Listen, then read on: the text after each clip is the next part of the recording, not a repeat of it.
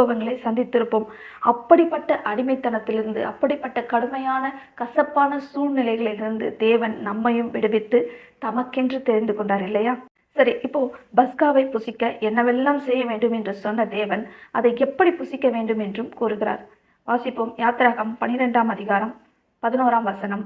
அதை புசிக்க வேண்டிய விதமாவது, நீங்கள் உங்கள் அறைகளில் கச்சை கட்டிக்கொண்டும் உங்கள் கால்களில் பாதரட்சை தொடுத்து கொண்டும் உங்கள் கையில் தடி பிடித்து கொண்டும் அதை தீவிரமாய் புசிக்க கடவீர்கள்.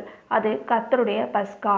உங்கள் அறைகளில் கச்சை கட்டிக்கொண்டும் உங்கள் கால்களில் பாதரட்சைகளை தொடுத்து கொண்டும் கையில் தடி பிடித்து கொண்டும் அதை தீவிரமாய் புசியுங்கள் என்று இங்கே கூறுகிறார்.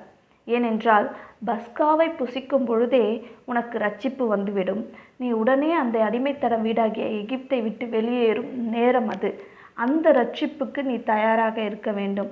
கர்த்தர் புறப்படு என்று சொன்ன